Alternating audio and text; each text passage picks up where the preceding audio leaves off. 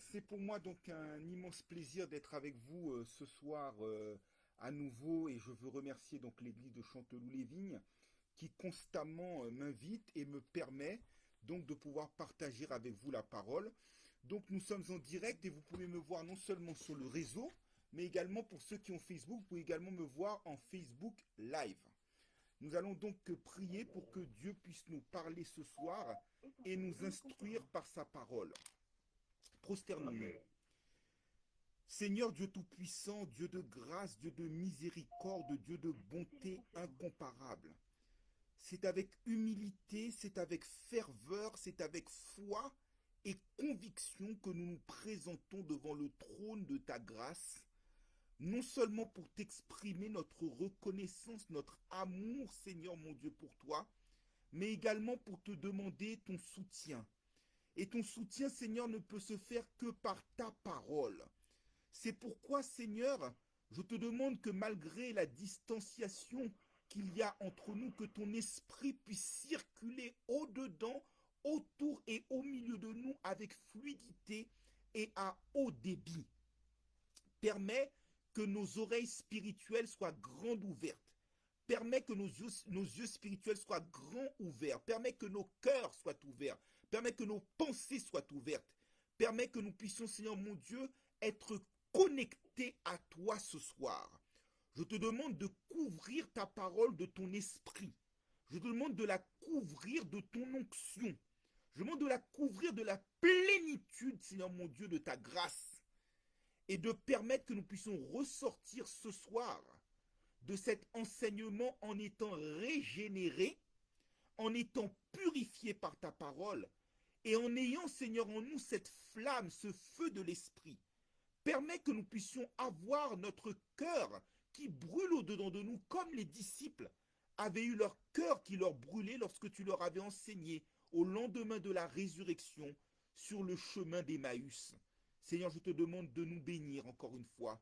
Et Seigneur mon Dieu, nous implorons ta présence divine. C'est notre prière au nom de Jésus-Christ. Amen. Que la grâce, la miséricorde et la paix vous soient données par notre Dieu et notre Seigneur Jésus-Christ. Que la miséricorde, Amen. La grâce et la paix vous soient données par notre Dieu et notre Seigneur Jésus-Christ. Au moment où nous arrivons à la fin de ce mois de septembre 2020, où nous sommes quasiment à la clôture du 3e trimestre de l'année 2020, nous pouvons commencer à esquisser un bilan. Et si j'ose dire, pour parler en termes comptables, un bilan prévisionnel. Et nous voyons que cette année, plus que jamais, nous avons pu constater la fragilité de nos vies humaines. Et nous avons pu faire également un constat qui est vrai depuis toujours, mais qui devient de plus en plus réel cette année, c'est que la vie de chaque jour est un combat. Elle est un combat et avec cette pandémie du Covid-19 qui chaque jour développe ses vagues furieuses, elle devient un combat de plus en plus intense. Face à cette situation, il y a deux solutions. Soit nous décidons de baisser les bras, d'abandonner la situation, de nous résigner, de tout plaquer.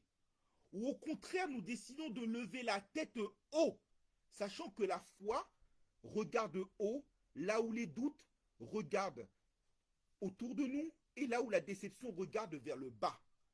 Eh bien, nous pouvons décider de nous tenir debout et de nous battre, sachant que notre Seigneur nous a dit que nous aurions des tribulations dans le monde et que nous devions prendre courage, car lui-même a vaincu le monde, selon Jean 16, verset 33. Nous pouvons aussi lui faire cette prière en forme de cantique. À de nouveaux combats, Jésus, tu nous appelles, arme nos bras, arme nos cœurs, et nous serons plus que vainqueurs. Oui, c'est la conviction que nous avons au-dedans de nous-mêmes. Mais les proverbes le disent, et les proverbes sont souvent pleins de bon sens. À vaincre sans péril, on triomphe sans gloire. Il ne peut pas y avoir de victoire sans combat. Il ne peut pas y avoir de gloire sans la croix. Jésus a connu la victoire, mais il avait déjà, si j'ose dire, annoncé la couleur. Il avait dit en Jean 15, verset 20, que le serviteur n'est pas plus grand que le maître. S'ils m'ont persécuté, ils vous persécuteront aussi.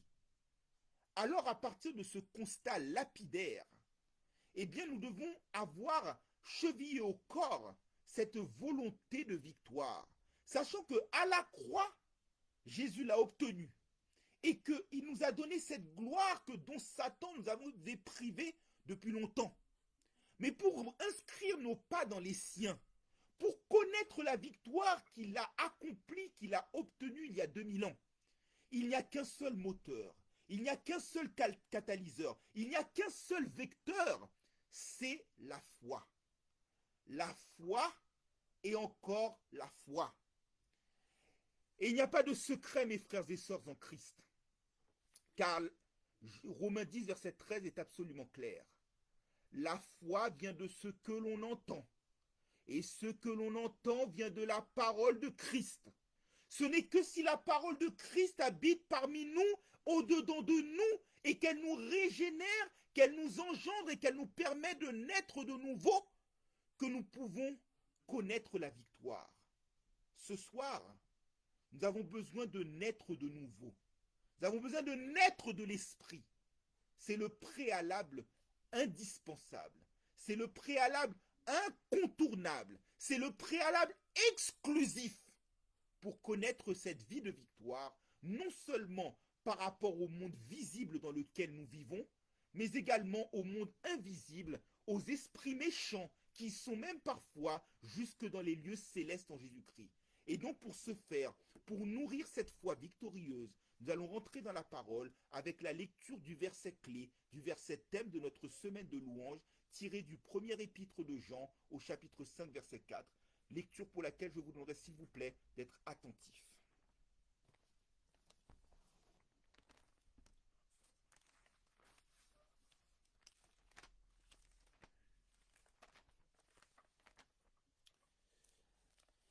Amen l'Église.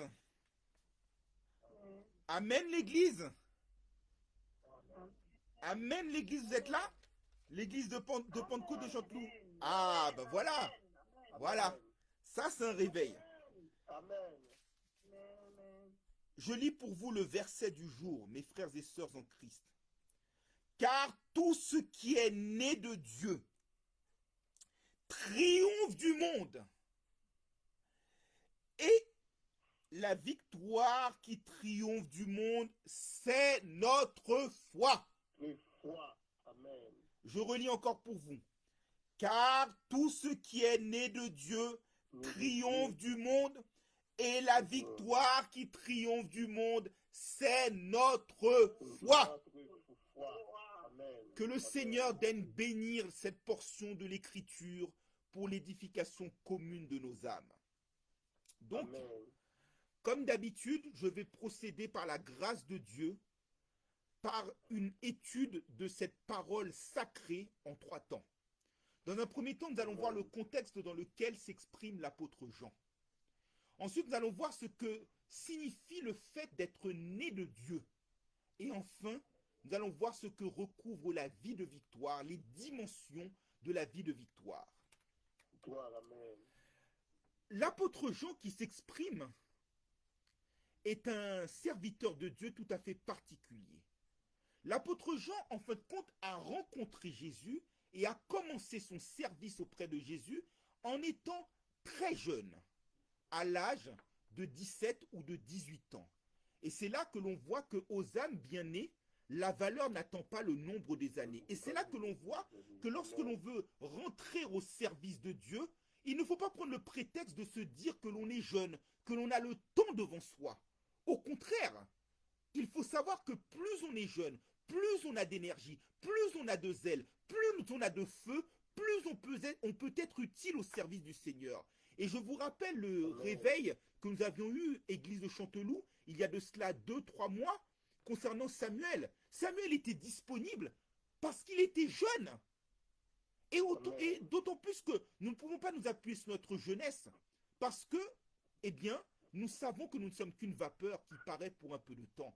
Et avec la pandémie qui fait ses ravages, elle touche autant nos seniors que nos jeunes. Et donc, par conséquent, nous ne pouvons pas nous reposer sous le prétexte de la jeunesse pour rester paresseux. Mais au contraire, nous devons nous appuyer sur la jeunesse que Dieu nous donne pour être encore plus actifs et être plus utiles à son service.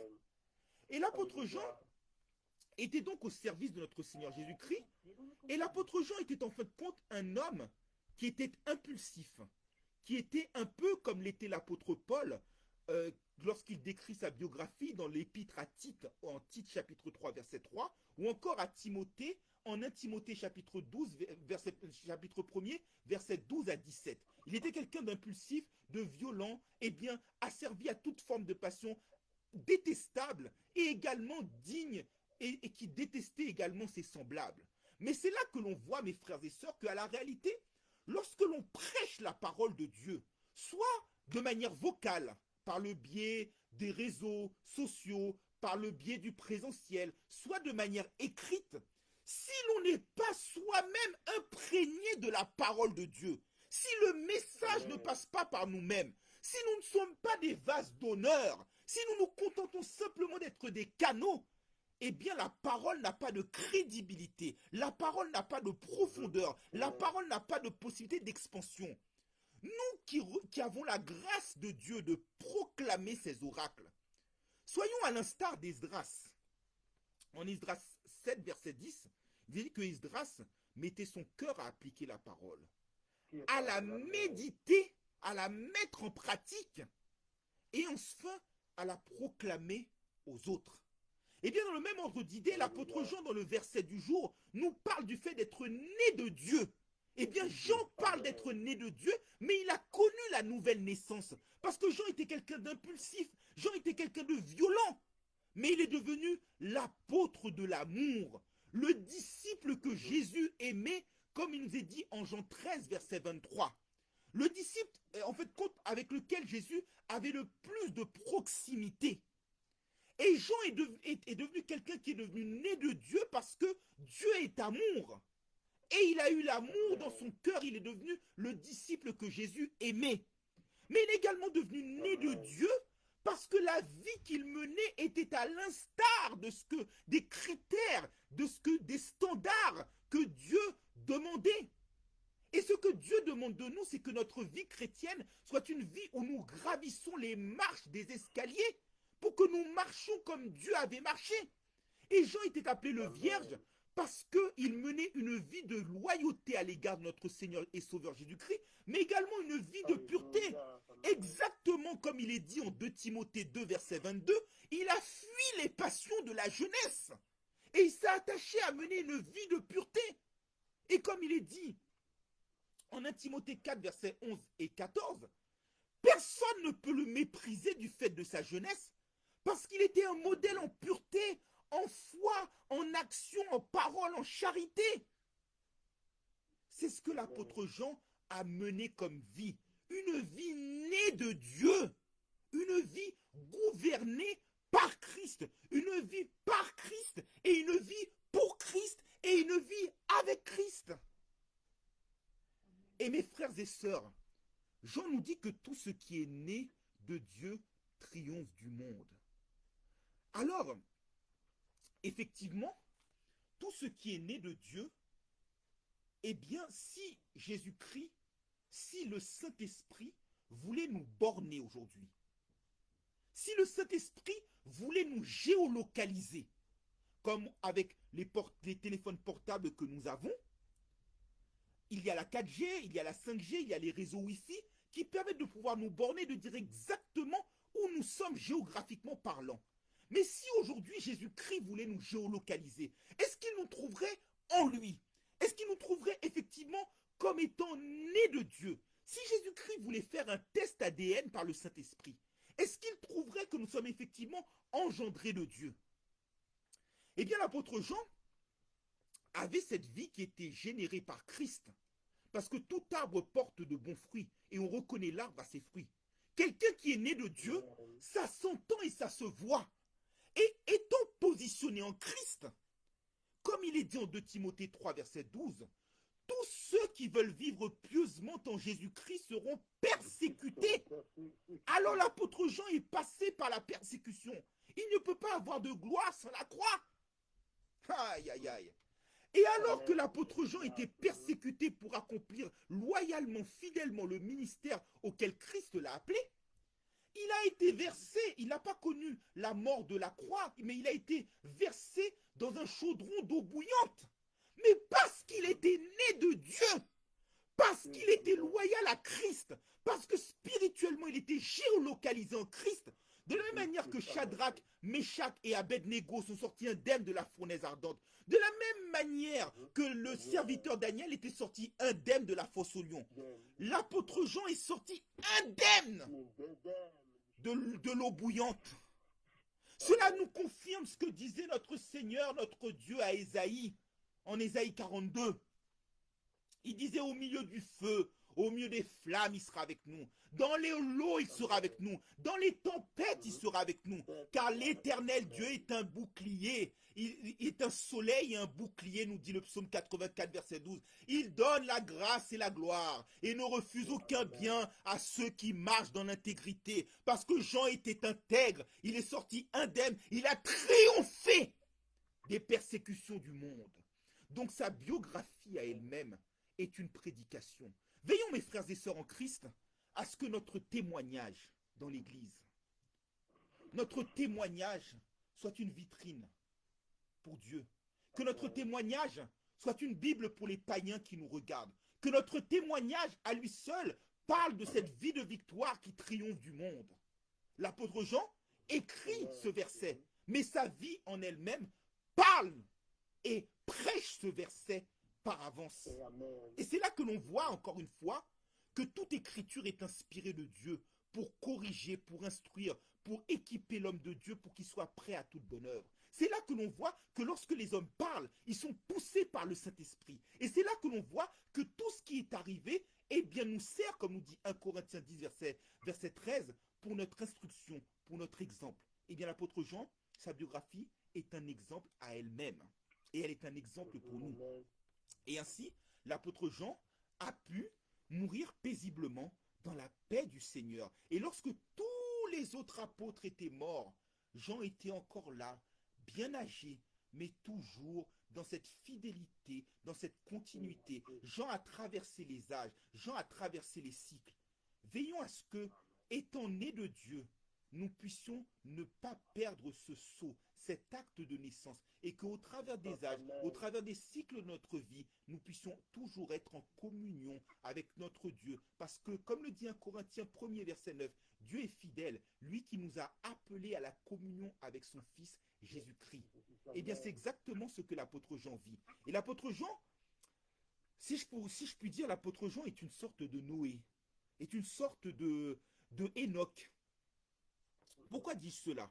Parce qu'au moment où l'apôtre Jean écrit cette épître, il écrit aux membres de l'église d'Éphèse. Et à ce moment-là, qu'est-ce qui se passe? Il y a une épidémie. Pas une épidémie comme celle que nous connaissons aujourd'hui, pas une pandémie comme celle que nous connaissons aujourd'hui, mais une pandémie morale, une pandémie de corruption. Parce que c'était le libertinage, c'était l'immoralité, c'était les philosophies gnostiques qui niaient la présence du Seigneur Jésus-Christ. Et l'apôtre Jean va écrire pour avertir les fidèles de l'église d'Éphèse. Mais je dirais que l'apôtre Jean est quelque part différent de l'apôtre Paul. Parce que l'apôtre Paul, lui, fonctionne comme un médecin, comme un mécanicien. L'apôtre Paul va faire un constat, un état des lieux, un diagnostic de la situation de telle ou telle église. Par exemple, à Corinthe, c'était l'immoralité. À Philippe, c'était le problème de l'unité. À Thessalonique, c'était le problème de doctrine. Parfois, c'était des épîtres qui étaient adressés à des hommes à titre individuel, ce que l'on appelle les épîtres pastorales, 1 et 2 Timothée, et encore l'épître à Tite. Mais l'apôtre Jean, lui, va fonctionner un peu, même pas un peu, il va fonctionner comme il va présenter son épître, qui était d'ailleurs un épître circulaire, qui était diffusé aux différentes églises d'Asie mineure, mais avec l'optique de faire un album de famille. En effet, quand on regarde, le mot père est exprimé à 13 reprises dans le premier épître de Jean, Et le mot petit-fils est quant à lui exprimé à 11 reprises. C'est l'idée de faire un album de famille. C'est l'idée, en fait, de faire une opposition. Comme un peu lorsque nous étions plus jeunes, nous jouions au jeu des 7 familles. Eh bien, dans la famille un tel, on cherche le père, la mère, le fils, la fille, le petit-fils. Eh bien, la question est de savoir, c'est que si aujourd'hui, Jésus-Christ voulait faire, entre guillemets, un jeu des 7 familles, est-ce que nous serions dans les cartes qu'il faut? Est-ce que nous serions dans les cartes de la famille de celui qui est né de Dieu? Serions-nous dans cette carte de nouvelle naissance? C'est ce que nous pose comme question l'apôtre Jean. L'opposition entre la lumière et les ténèbres, l'opposition entre la communion et l'absence de communion, l'opposition entre celui qui est né de Dieu et celui qui n'est pas né de Dieu. Et si vous en voulez une illustration, regardez 1 Jean 3, versets 9 et 10. 1 Jean 3, verset 9 nous dit celui qui est né de Dieu ne pratique pas le péché.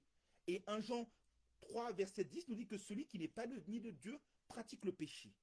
La question que nous devons nous poser ce soir, ce n'est pas de juger parce qu'on peut entendre ces paroles et tout de suite se focaliser sur les autres. Non, non, examinons-nous nous-mêmes pour voir si nous sommes dans la foi.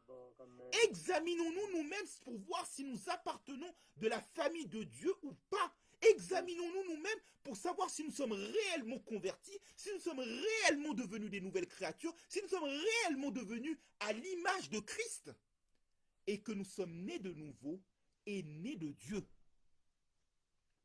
Et en l'occurrence, l'apôtre Jean pose cette question et pose le critère fondamental. Et je dirais que si l'on fait un panorama du premier épître de Jean, pour nous démontrer si nous appartenons à la famille de Dieu ou pas, les chapitres 1 et 2 du premier épître de Jean nous parlent d'une vie selon la lumière. Les chapitres 3 et 4 nous parlent de la vie de Dieu selon l'amour. Et les chapitres 4 et 5 nous parlent de la vie selon la foi. Alors, les premiers versets du chapitre 5 qui précèdent le verset du jour donnent 3 critères. L'amour, l'obéissance, la foi. Donc, autrement dit, pour savoir si nous sommes de la famille de Dieu, est-ce que nous marchons dans la lumière? Et marcher dans la lumière, ce n'est pas se mentir en se disant « plus saint que moi tu meurs ». Plus pur que moi tu meurs. Non, c'est de reconnaître que nous sommes pécheurs, que nous avons été privés de la gloire de Dieu, confesser nos péchés et demander à marcher dans la communion avec Christ de telle sorte que son sang nous purifie. Marchons-nous aussi dans l'amour? Sommes-nous des imitateurs de Dieu qui marchons dans l'amour? Et quand je parle de marcher dans l'amour, c'est de ne pas avoir la haine de son prochain en soi-même. Parce que quiconque aime est un meurtrier et il n'a pas la vie en lui-même. Il n'est pas né de Dieu. Ce n'est pas aussi se contenter de dire lorsque un frère est dans la détresse, un frère est dans le besoin, « Oh, que Dieu te bénisse! Oh, que Dieu te fortifie !» Non, nous avons une foi qui est agissante par l'amour. Et donc nous devons être capables de donner et d'être actifs, pas passifs. Beaucoup de chrétiens se contentent, si vous me permettez cette image et cette expression, d'être des huissiers. Ils ne font que des constats. Non, Dieu ne te demande pas de constater. Dieu, dans un premier temps, te donne la lumière pour voir, pour constater. Il donne un esprit de discernement pour voir, pour constater. Mais après, que fais-tu de la lumière qu'il te donne? Que fais-tu de la grâce qu'il te donne? Que fais-tu de l'amour qu'il met dans ton cœur? C'est la question qu'il te pose. De marcher dans l'amour. Et la vie dans la foi, c'est une vie de victoire. Parce que le Fils de Dieu, nous dit 1 Jean 3, verset 8, a paru pour détruire les œuvres du diable. Et 1 Jean 2, verset 14 nous dit que, petits enfants, vous avez vaincu le malin parce que vous avez la parole en vous. Et 1 Jean 4, verset 4 nous dit que plus fort est celui qui est en vous que celui qui est dans le monde. Dans la mesure où Christ est l'accomplissement de toutes choses, l'accomplissement de la loi, et dans la mesure où l'Église est l'Israël de Dieu, et que Dieu avait fait la promesse à son peuple qu'il serait la tête et non la queue, toujours en haut, jamais en bas, qu'il prêtera mais qu'il n'en prêtera jamais. Est-ce que notre vie est une vie de victoire? Est-ce que nous remplissons les critères préalables de la lumière, d'une vie dans la lumière, d'une vie dans l'amour, d'une vie dans la foi, d'une vie dans l'obéissance, dans l'amour et dans la foi? Est-ce que nous remplissons ces critères? Ces critères sont des critères fondamentaux, incontournables. Et ils sont la preuve vivante et véridique que nous sommes nés de Dieu, et c'est ce qui va faire l'objet de la deuxième partie de notre prédication. Quiconque est né de Dieu triomphe du monde. Quiconque. Quelle grâce que nous avons. Chaque fois que Dieu me donne la grâce de prêcher et qu'il met ce pronom relatif quiconque, je me rends compte des richesses de sa grâce. Peu importe ce que nous sommes. De la même manière que la pandémie touche tout le monde. Que vous soyez député, ministre, roi ou simple kidam, simple citoyen, nul n'est à l'abri. Mais de la même manière, la grâce de Dieu est tellement large qu'elle s'étend à quiconque. Car Dieu a tant aimé le monde qu'il a donné son Fils unique, afin que quiconque croit en lui ne périsse point, mais qu'il ait la vie éternelle. Je n'ai point honte de l'évangile, car c'est la puissance de Dieu pour le salut de quiconque croit. Eh bien, le quiconque, ici, quiconque est né de Dieu. N'importe qui peut être né de Dieu. Mais attention, de la même manière que Dieu a créé Adam et Ève et que tout homme est né d'une femme, selon la loi, même si certains essayent par des programmes détournés de déformer, d'ailleurs, ce qui explique la colère de Dieu, les méthodes naturelles de filiation, eh bien, nous sommes nés naturellement de la loi. Mais on ne peut pas être né automatiquement de Dieu. Pourquoi? Beaucoup de chrétiens aiment faire preuve d'arrogance, aiment faire preuve de mépris à l'égard de leur prochain, aiment faire preuve de supériorité. Mais, frère, sœur, as-tu oublié d'où tu viens? As-tu oublié le parcours que Dieu a fait avec toi? Être né de Dieu sous-entend, ou plutôt explicite, le passage par la nouvelle naissance. Le débat que Jésus avait eu avec Nicodème est incontournable. Si quelqu'un ne naît d'eau et d'esprit, et même la version du semeur nous dit, si quelqu'un ne naît d'eau, c'est-à-dire d'esprit, il ne peut entrer dans le royaume de Dieu. La nouvelle naissance est indispensable. Devenir une nouvelle créature est incontournable. Eh bien, souvenons-nous de ce que nous étions. Éphésiens 2, verset 3 nous dit que autrefois, nous étions des enfants de colère, des fils de la rébellion. Nous agissions selon le train de ce monde. Éphésiens 2, verset 12 nous dit que nous étions autrefois sans Christ, sans espérance, sans droit de cité en Israël et sans Dieu. Éphésiens 5 nous dit que nous étions autrefois ténèbres, mais que nous devons aujourd'hui marcher comme des enfants de lumière. Être né de Dieu, c'est passer obligatoirement par la nouvelle naissance. C'est devenir des personnes différentes. C'est passer par une transformation, une régénération. C'est devenir de nouvelles créatures. Et pour cela, c'est d'avoir une géolocalisation, un positionnement différent. Éphésiens 1er, verset 3, nous dit « Béni soit Dieu, le Père de notre Seigneur Jésus-Christ, qui nous a comblés de toutes sortes de bénédictions spirituelles dans les lieux célestes en Jésus-Christ. » Et au travers de ces bénédictions, c'est un statut qu'il nous donne. Il a fait tout d'abord de nous des enfants d'adoption qu'il a prédestinés, selon Éphésiens 1er, verset 5. Il nous a régénérés, et c'était le thème du réveil de l'année 2017 de l'Église de Dieu de Chanteloup. Béni soit Dieu le Père, qui nous a régénérés par une espérance vivante, qui par Jésus-Christ nous a régénérés en nous. Dieu béni soit Dieu le Père, qui nous a régénérés en ressuscitant Jésus-Christ d'entre les morts, pour un hérite par une espérance vivante, pour un héritage qui ne saurait ni se souiller, ni se flétrir, ni se corrompre, qui nous a été réservé pour la fin des temps.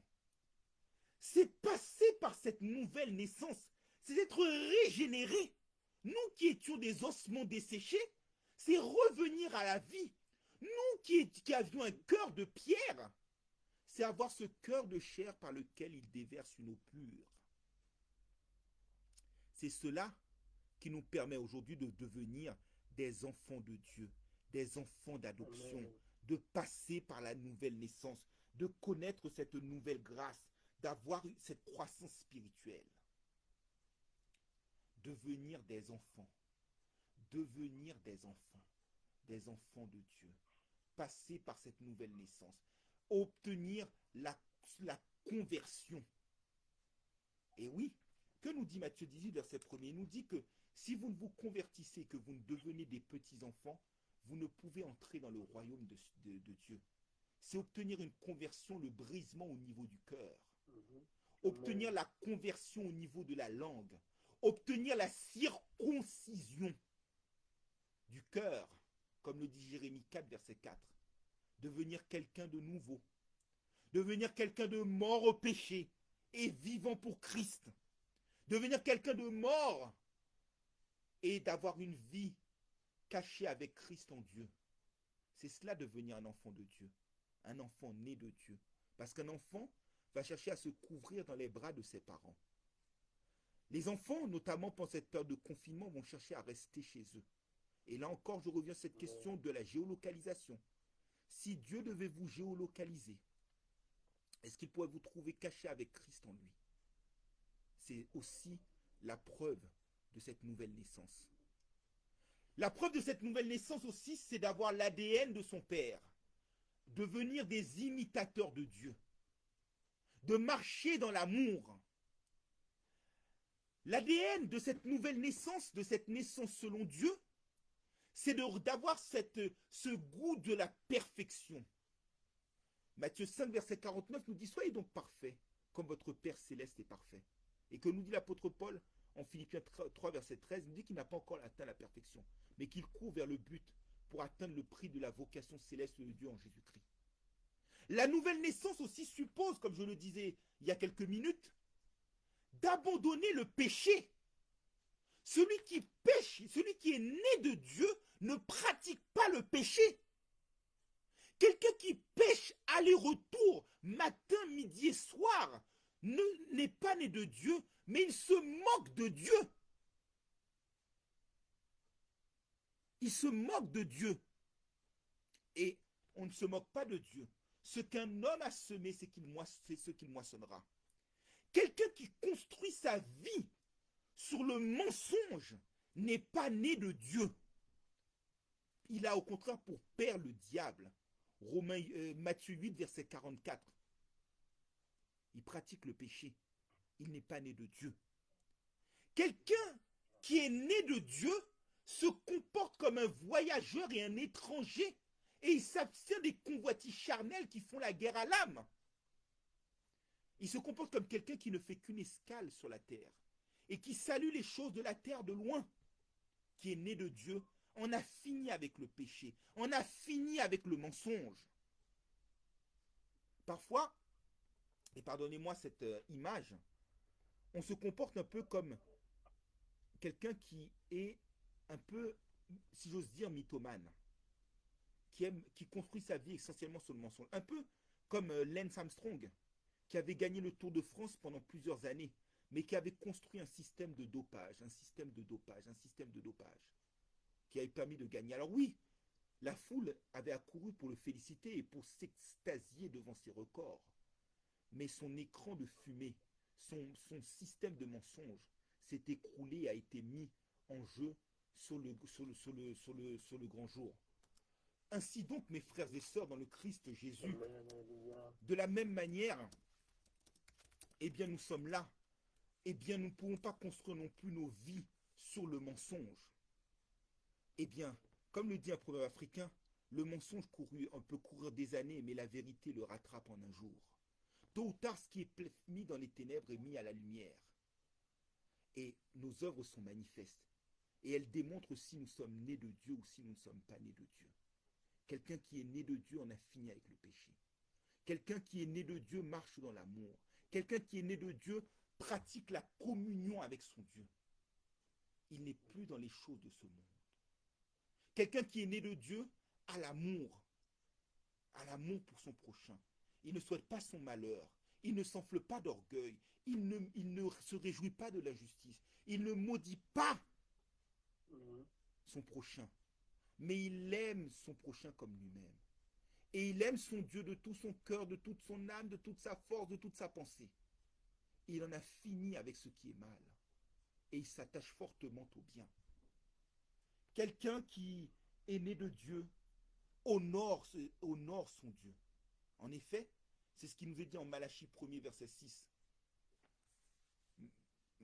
Malachie 1er verset 6. Dieu nous dit, si je suis père, un fils honore son père, un serviteur craint son maître et un fils honore son père. Et il dit que si je suis maître, où est la crainte qui m'est due? Si je suis père, où est l'honneur qui m'est dû? Quelqu'un qui est né de Dieu honore Dieu, lui rend gloire. Et nos vies, si elles sont la vitrine de Dieu, elles sont le reflet de sa gloire, elles sont le reflet de sa grâce, elles sont la manifestation de sa beauté et de sa bonté. Si nous sommes nés de Dieu, eh bien oui, effectivement, nous devons l'honorer. L'honorer dans nos cœurs, l'honorer dans nos lèvres, l'honorer par nos corps qui sont le temple de son Esprit Saint. Et d'ailleurs, Dieu le dit lui-même en Lévitique 11, verset 44 et en 1 Pierre 1er, verset 15. Soyez, si je suis saint, eh bien soyez saints comme moi je suis saint. Alors nos vies doivent honorer Dieu. Et c'est lorsque nos vies ont honoré Dieu, lorsque nos vies reflètent la gloire du Père, lorsque nos vies reflètent l'ADN du Père, lorsque nos vies reflètent les gènes du Père, que nous pouvons dire que nous sommes nés de Dieu. Et s'il est un exemple que nous devons suivre, c'est l'exemple de l'apôtre Paul, qui en Galates 2, verset 20 nous dit clairement que si je vis, ce n'est plus moi qui vis, c'est Christ qui vit en moi. Et la vie que je vis dans la chair, je la vis dans la foi, dans le Fils de Dieu, qui m'a aimé, qui s'est donné en rançon pour moi. C'est-à-dire que Paul devient transparent et on voit Christ en lui. Et la vie qu'il vit, c'est une vie dans la foi, et c'est ce qui va faire l'objet de la troisième et dernière partie de notre prédication. La foi que nous vivons est une foi qui est victorieuse. Et donc, qui dit victoire dit combat. Et parfois, savez-vous, mes frères et sœurs, que parfois notre pire adversaire, c'est nous-mêmes. Parfois, c'est la façon dont nous nous préparons, c'est la façon dont nous nous conditionnons, c'est la façon dont nous nous positionnons qui détermine si nous pouvons gagner ou pas. Vous savez, les victoires ou les défaites n'ont pas lieu sur le ring de boxe, elles n'ont pas lieu sur le terrain de football, elles n'ont pas lieu sur le court de tennis, elles ont lieu dans le vestiaire. Selon la façon dont nous nous préparons, nous programmons ou nous programmons, c'est selon notre victoire ou notre défaite. Eh bien, le pire adversaire que nous pouvons avoir, c'est nous-mêmes. Et comment nous pouvons l'avoir? Nous devons veiller autant vous que moi que notre vie voit la parole de Christ demeurer en nous dans toute sa richesse. Lorsque la parole de Christ demeure dans toute sa richesse dans nos cœurs, que fait-elle? Elle nous permet de pouvoir mener une vie de victoire dans 3 dimensions. Et ce soir, la question du triomphe, mes chers amis, c'est un triomphe, je dirais, a plusieurs dimensions. Et je vais vous le démontrer. Regardez, dans le monde du sport, notamment dans le monde du tennis, on a ceux qui gagnent les tournois en junior. Et puis après, ceux qui gagnent le tournoi dans le monde des adultes. Et puis après, dans le circuit senior. Souvent, les Rafael Nadal, les Roger Federer, les Djokovic et compagnie sont aujourd'hui des gens qui raflent des trophées parce qu'ils gagnaient déjà dans la période junior. Ils étaient conditionnés et préparés à gagner parce qu'ils s'étaient déjà conditionnés. Ils menaient une vie avec des standards diététiques. Ils ne consommaient pas des sodas. Ils ne consommaient pas d'aliments trop gras, trop sucrés, trop salés, qui leur faisaient prendre trop de kilos superflus. Ils avaient une discipline. Et ils le font pour gagner une couronne visible, une couronne corruptible. Alors que nous, comme l'apôtre Paul le dit, le but final de notre victoire, 1 Corinthiens 9, verset 27 le déclare et en fait état, c'est que nous devons faire tout cela pour une couronne incorruptible. Le but de notre vie, c'est le prix de la vocation céleste de Dieu en Jésus-Christ. Et comment nous conditionnons ou nous programmons notre défaite? Nous la programmons de plusieurs façons. Premier point. Nous la programmons parce que nous prenons trop de graisse, trop de pollution. Pollution visuelle, pollution auditive. Nous la programmons aussi par notre vie, par l'absence de discipline spirituelle que nous avons. Parfois, pas de méditation de la parole. Parfois, pas de prière. Parfois, pas de communion avec Dieu et pas de communion avec les frères. Eh bien, comment lutter contre cet antidote? Psaume 119, verset 10, le psalmiste David nous dit « Je serre ta parole contre mon cœur afin de ne point pécher contre toi. » Et nous avons vu tout à l'heure que la foi vient de ce que l'on entend et ce que l'on entend vient de la parole de Christ. Nourrir sa vie de la parole, c'est déjà avoir le vaccin, l'antidote contre la pandémie du péché. Premier point. Deuxième point, avoir la parole, s'entretenir par des psaumes, par des cantiques spirituels, par des hymnes sous l'inspiration de la grâce, c'est le reflet d'une personne qui est remplie de l'esprit. Et que nous dit Galates 5 verset 16 à 18? Marchez selon l'esprit et vous n'accomplirez pas les désirs de la chair. Autrement dit, une vie de foi, c'est une vie qui est conduite par l'esprit. Et à partir du moment où nous avons une vie de foi qui est conduite par l'esprit de Dieu, eh bien, elle anéantit, elle triomphe de la chair et de ses péchés. Amen.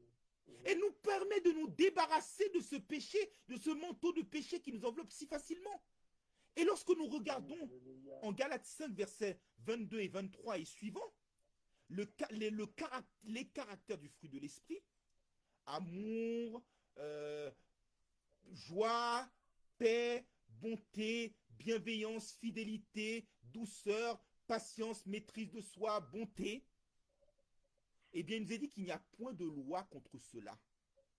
Ça veut dire que, de par le fait que nous vivons par la foi, nous avons cette supériorité. Parce que le triomphe, c'est quoi? Le triomphe, c'est la supériorité par rapport à un adversaire. Il n'y a point de loi contre cela. Victoire aussi dans la tentation. Victoire dans la tentation. L'apôtre Paul nous dit en 1 Corinthiens 10, 1 Corinthiens chapitre 10, que Dieu, qu'il y a la tentation qui vient du diable. Mais qu'avec la tentation, Dieu nous donnera les moyens de la surmonter. Autrement dit, si nous avons une vie de foi qui est nourrie par la parole, la tentation ne pourra pas prendre le dessus sur nous. Lorsque, par exemple, Satan avait tenté, avait tenté Jésus, en Matthieu chapitre 4, versets 4 à 11, eh bien pourquoi Jésus a pu triompher de Satan, a pu triompher du monde? Parce que à chaque fois que Satan lui disait quelque chose, il lui disait, il est écrit que, il est écrit que, il est écrit que. Et lorsqu'une église n'est pas nourrie par la parole de Dieu, lorsqu'une église n'accorde pas suffisamment de temps à la prédication de la parole de vie, eh bien nous voyons que les fidèles se laissent embraser, se laissent embourber, se laissent encrasser par le péché. Parce que ils ne mènent pas la parole, ils ne prennent pas le vaccin nécessaire, ils ne prennent pas le médicament nécessaire pour pouvoir triompher du péché et le mettre KO. C'est ce que Dieu attend de nous. Triompher du péché, triompher du monde. Le monde, c'est quoi? C'est l'orgueil, c'est la convoitise de la chair, c'est la convoitise des yeux, comme vient de le lire le frère à l'instant. 1 Jean 2, versets 15 et 16. Eh bien, celui qui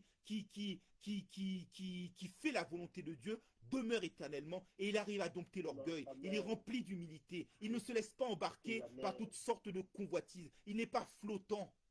Il ne se laisse pas dévorer par la tentation. Oscar Wilde disait que la meilleure façon de résister à une tentation pour lui, c'était d'y céder. Non, le chrétien ne peut pas céder à la tentation. Le chrétien, au contraire, parvient, comme c'est un lion, comme il appartient à la tribu du lion de Juda, il est capable de dompter cette tentation. Parce que la première façon de mener une vie de victoire, c'est de mener une vie de victoire à l'intérieur de soi-même. Et lorsque notre vie intérieure est transformée, eh bien, notre vie extérieure est transformée. Et la convoitise des yeux, justement, c'est que le chrétien, pour la vaincre, doit porter son attention non pas sur les choses visibles, mais sur les choses invisibles, parce que les choses invisibles sont un poids éternel de gloire. Ensuite, cette vie de victoire se matérialise à l'extérieur de nous-mêmes, dans les combats que nous menons. Prenons l'exemple de Josaphat. Josaphat était entouré des Édomites, des Moabites, des Ammonites. Il ne savait que faire. Mais en 2 Chroniques 20, verset 11, il nous est dit que lui et le peuple qu'il dirigeait gardèrent les yeux fixés sur l'Éternel. Ils ne promènent pas des regards inquiets. Mais au contraire, ils regardent vers leur Dieu qui les fortifie, qui les soutient de sa droite triomphante. Sa droite qui permet de connaître la victoire qui triomphe du monde. Parce que le doute va nous emmener à regarder autour de nous. La déception va nous emmener à regarder en bas de nous-mêmes. Mais la foi nous invite à regarder en haut, là-haut, d'où nous vient le secours, d'où nous vient la délivrance, d'où nous vient le triomphe de l'Éternel qui a fait les cieux et la terre. Et cette vie de victoire, nous la menons en Jésus-Christ, comme Josaphat a pu la mener, si bien que ses adversaires n'ont rien pu faire. Ils se sont entretués entre eux, parce que lorsque tu as la foi, ta foi te permet tellement de triompher qu'elle met la confusion dans le camp de ton ennemi. Regardez Esther, eh bien elle avait la foi, elle ne s'est pas prosternée. Eh bien Haman qui avait préparé un piège pour Esther, c'est lui-même qui est tombé dans le piège. Regardez Daniel qui avait été jeté dans la fosse aux lions, eh bien la gueule des lions s'est fermée devant lui. Mais en l'occurrence, ceux qui avaient comploté contre lui auprès du roi Darius, eh bien se sont vus déchiquetés par les lions. Parce que Daniel avait tellement la foi que Daniel priait 3 fois par jour, nous dit Daniel 6, verset 10. Et Daniel a appliqué par avance ce chant que nous chantons, des chants d'espérance, qui nous dit que quelque grand que soit un homme, de quelque nom qu'on le nomme, eh bien, Jésus-Christ est plus grand pour moi. C'est ça la foi. C'est ça la foi. Connaître cette vie de victoire. Et Jésus nous donne tellement la victoire que le fait d'être né de Dieu nous transporte dans le royaume de Dieu. Et le royaume consiste en puissance. Puissance, selon 1 Corinthiens 4, verset 20. Et la puissance, comment se manifeste-t-elle? Elle permet de marcher sur les serpents, les esprits de confusion. Parce que le monde aime mettre la confusion dans votre esprit. Sur les scorpions, les paroles décourageantes. Souvent, nous entendons autour de nous, lorsque Dieu met dans notre cœur un projet, lorsque Dieu met dans notre cœur un objectif, lorsque Dieu nourrit notre foi dans l'espérance, parce que nous marchons, nous avons la ferme assurance des choses que nous espérons. Nous savons que Dieu va nous démontrer ce que nous ne voyons pas encore. Nous marchons par la foi et non par la vue. Nous sommes convaincus que Dieu va réaliser ce qu'il a promis pour nous, parce qu'il veille sa parole pour l'exécuter, parce qu'il est impossible qu'il mente. Eh bien, vous allez toujours trouver autour de vous des paroles décourageantes. Et souvent, lorsque l'on a une foi qui est robuste, on peut vous décourager, mais jusqu'au bout, vous allez jusqu'au bout de vos projets. Joseph avait un projet dans son cœur. Eh bien, Dieu l'a accompli à terme, malgré tout ce qu'il avait enduré, malgré les paroles décourageantes, malgré les persécutions, malgré les piqûres des scorpions.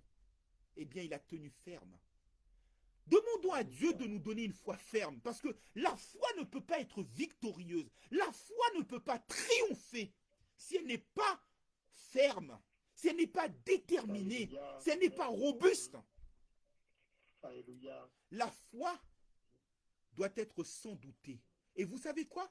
Vous pouvez marcher sur les serpents, vous pouvez marcher sur les scorpions, vous pouvez marcher sur toute la puissance de l'ennemi et rien ne pourra vous nuire. Ça veut dire que ce qui veut, impossible ne fait pas partie de votre vocabulaire. Impossible n'existe pas. Et vous avez tellement une foi qui est robuste, une foi qui est tellement forte, qui est tellement victorieuse, que même sur les eaux, vous pouvez marcher. Malgré les bourrasques, malgré l'impossibilité que les hommes peuvent décréter. Tout autant que vous gardez les yeux fixés sur Jésus, qui est l'auteur et le consommateur de notre foi, alors oui, mes frères et sœurs, vous pouvez marcher sur les eaux. Vous pouvez marcher sur les eaux, vous pouvez marcher, on peut parler de crise. Mais celui sur lequel vous vous confiez, eh bien, ni la teigne, ni la rouille, ni les voleurs ne peuvent avoir accès. Parce que ce qu'il a provisionné pour vous, personne ne peut l'arracher. Vous êtes dans sa main, mes frères et sœurs en Christ.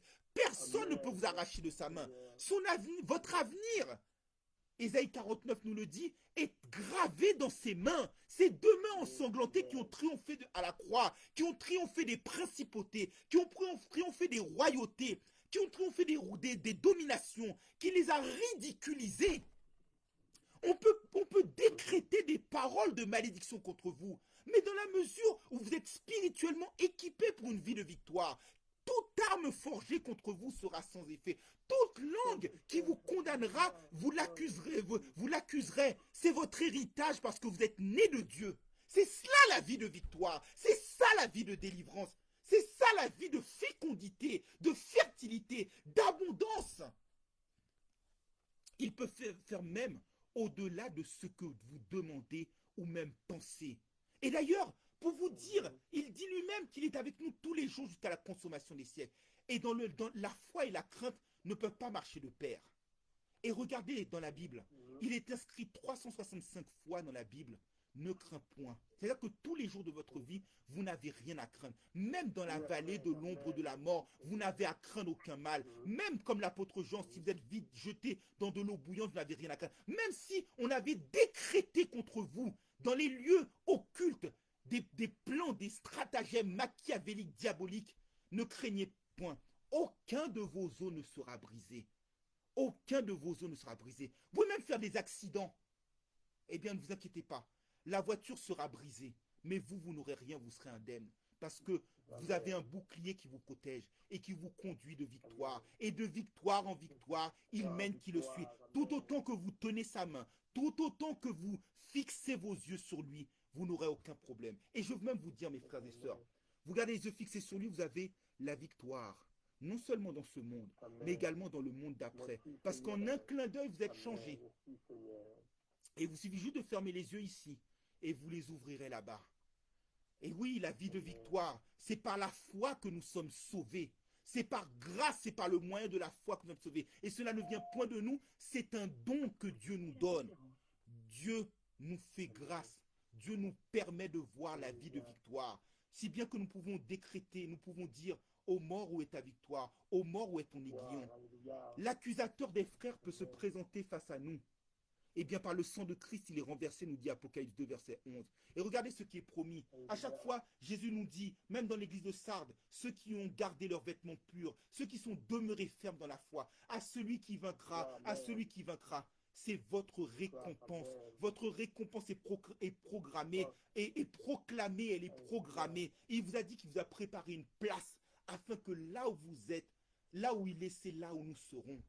Oh oui. Et lorsque vous êtes mort dans le Seigneur, vous vous reposez de vos œuvres, vous connaissez la victoire et vous êtes plus que vainqueur par celui qui vous a aimé, parce que rien ne peut vous séparer de l'amour de Dieu qui est manifesté en Jésus-Christ. C'est pourquoi nous ne pouvons plus vivre une évangile de résignation. La vie de victoire, elle commence ici-bas, dans le temps limité, pour se terminer dans le temps illimité. Alors nous devons dire que nous vivons une vie de victoire, que le Dieu de victoire habite en nous, que nous marchons par la foi et non par la vue, parce que plus fort est celui qui est en nous que celui qui est dans le monde. Ainsi donc, mes frères et sœurs en Christ, pour terminer ce message, Eh bien, ce soir, nous savons que nous avons des combats. Nous savons que pas plus que Jésus-Christ, nous n'échapperons à la persécution, nous n'échapperons à l'outrage, nous n'échapperons à l'insulte, nous n'échapperons au combat. Mais pour autant, devons garder les yeux fixés vers l'auteur et le consommateur de notre foi, celui qui ne nous abandonnera jamais, Emmanuel, le Dieu de victoire, le Jéhovah Nissi, celui qui nous a promis qu'il sera avec nous, qui ne nous abandonnera jamais, qui ne nous fera jamais défaut. Et ainsi, vivons cette vie de victoire. Nous pouvons proclamer et crier ce cri d'action de grâce, comme l'apôtre Paul avait dit en 2 Corinthiens 2, verset 14. Grâce soit rendue à notre Dieu qui nous donne la victoire en Jésus-Christ, qui nous permet de répandre en tout lieu la bonne odeur de sa connaissance. Amen. Amen. Soyez bénis, mes frères et sœurs en Christ. Amen. Amen. Merci beaucoup. Soyez bénis. Merci. Alléluia. À toi, Seigneur Jésus. Amen. Amen. Amen.